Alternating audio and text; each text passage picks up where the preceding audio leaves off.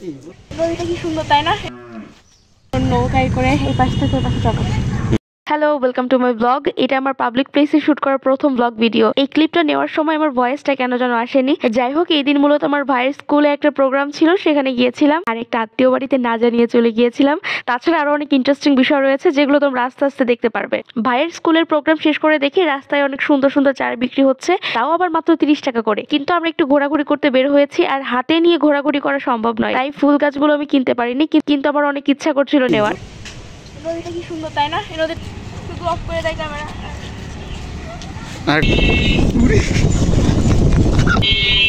আমাকে কেমন মহিলা মহিলা লাগতেছে গাইস। মামা বাড়ি হচ্ছে, আমরা যেদিকে যাচ্ছি সেদিকে আমাদের মামা বাড়ি, তা আমরা ভাবতেছি আমরা মামা বাড়ি যাবো। Second time hello guys, second time চলেন এবার। আমরা না বলে হুট করে চলে আসছে, সবাই কিন্তু অনেক অবাক হয়ে গেছে, যা তোমরা ভিডিও দেখেই বুঝতে পারছো। তোমার নাম কি? তোমার নাম কি টিয়া? তোমার নাম কি টিয়া? প্রভা। প্রভা? ও আচ্ছা, টিয়ার নাম প্রভা। তুমি কিসে পড়ো টিয়া? প্রভা পেলেতে।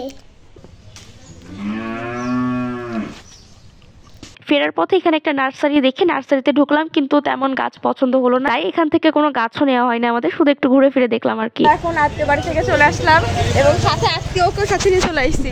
আত্মীয় হাই, আত্মীয় হাই দিছে। এখন আমরা কোথায় যাব? এখন আমরা এই পাশে একটা নদী আছে, নদী পার হবো। নদী পার হয়ে আমরা ওই পাশে যাবো, ওই পাশে যাবো অবমাইরার দই খাবো। ও মাই গড, তোর খুঁজে পাচ্ছি না। আমরা এখন আছি এখানে হলো না, সরি, ওকে আরেকবার টেক টু।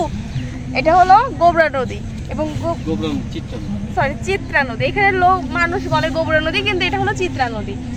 আচ্ছা, আমরা এখন এই চিত্রা নদীর এখান থেকে এই পাশ থেকে ওই পাশে যাবো। কিসে যাবো? নৌকাই তো যাবো, ট্রাকে তো আর যাবো না। চলে গেল কেন? না আসতেছে, ঘুরে আসবে। আমরা এখন নৌকায় করে এই পাশ থেকে ওই পাশে যাবো। এই নদীটা পার হওয়ার জন্য কিন্তু ব্রিজও আছে, কিন্তু আমাদের ইচ্ছা করছিল নৌকায় ওঠার, তাই আমরা ব্রিজ বাদ দিয়ে নৌকায় উঠে এপার থেকে ওপারে যাচ্ছি। নৌকা থেকে নেমে আমরা এখানেরই একটি বিখ্যাত মিষ্টির দোকানে চলে গেলাম দই খাওয়ার জন্য। কিন্তু এই দইটা শুধু গোবরা না, এটা আমাদের নড়াইলে অনেক বিখ্যাত। তোমরা যারা গোবরা বা নড়াইলের আছো তোমরা নিশ্চয়ই গেস করতে পেরেছো আমি কার কথা বলছি। এটা হলো গোবরার ওহাব ময়রার দোকান। আজকের ব্লগটা ভালো লেগে থাকলে লাইক, কমেন্ট এবং শেয়ার করে যাবে, আর সাবস্ক্রাইব করতে ভুলো না কিন্তু। টাটা।